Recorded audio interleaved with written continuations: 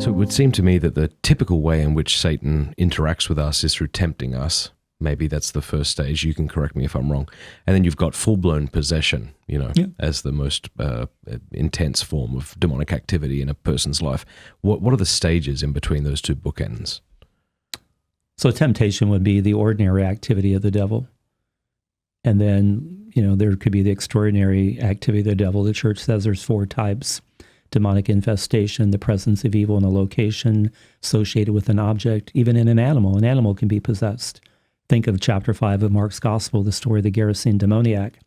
When the demons were cast out of the man possessed by legion, they went into the swine. Mm-hmm. So animals can become possessed. Demonic vexation, physical attacks, demonic obsession, mental attacks, and then demonic possession. The devil takes control of a person's body, treating that body as if it were its own, using the person's eyes to see, their mouth to speak, their ears to hear. Whenever someone is possessed, all the actions of that body now are wholly defined by the demon and not by that person as an individual. So we would never say, for example, that Jane Doe said this. No, it would be the demon using the person's mouth in order to speak. Now, ordinary demonic activity, something that we all deal with. I use words that all begin with the letter D. So it begins with deception. It leads to division, which leads to diversion, which leads to discouragement. So deception, we buy into the lies. And when we buy into the lies of the devil, what happens? We find ourselves broken. There's the division. Now, in the midst of all of this, what does God want us to do? He wants us to repent. But when we don't repent, we just continue to spiral downward. So we buy into the lie, the deception, we become divided, and then we're broken, and then it leads to diversion.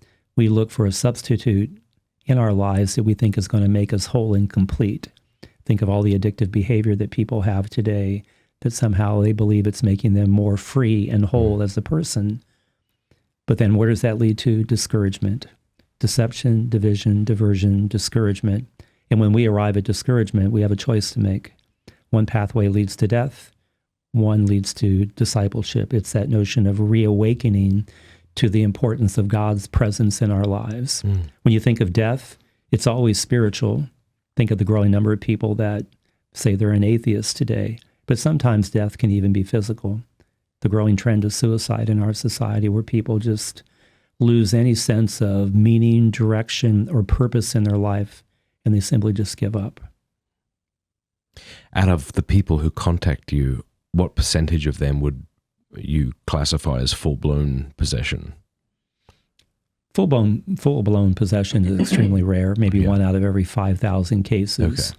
Yeah, that's what I was trying to get to, because we're kind of sort of saying, like, if you open yourself up through sin, even as a Christian, you can become possessed. It could make people frightened. So I'm glad to hear that it's very rare. And I would say that, when we sin, we're not going to become possessed, but the devil can use that as a way to attack us, kind of make our lives broken. You think of the story of Adam and Eve, the serpent. So there's an example. The serpent was possessed by Satan, who then was acting through the serpent, but got Eve to give in to the temptation. And then God comes calling, Adam, where are you? Now, obviously, God knew where Adam was, but he wants to see if Adam will take ownership, kind of repent, if you will. And then when God says, what have you done? And then he's like, well, that woman you placed here. It's always the blame game, pointing the finger at someone else. I oftentimes like to think, what would have happened if Adam had said to God, I have sinned and I'm sorry. The whole course of human history would be a lot different if people would just acknowledge their sinfulness. Yeah, not to speak for you, Father, but I love how usually your response to things is just, seek Jesus, seek the sacraments. Yeah. So I think that's like... And that's very key, because if anyone is dealing with extraordinary or ordinary demonic activity, which is all of us on some level, we don't need to do anything extraordinary to defeat the devil. As Catholics, it's the ordinary aspects of our faith. If you're going to Mass, if you're celebrating the sacraments, if you're praying, if you're reading the Bible, the devil is already on the run. Thank you for watching. Please subscribe or you're a dingus. What's a dingus exactly? used to refer to something one cannot or does not wish to name specifically. You don't have to subscribe, but if you did, I'd love it. You dingus. Like the video.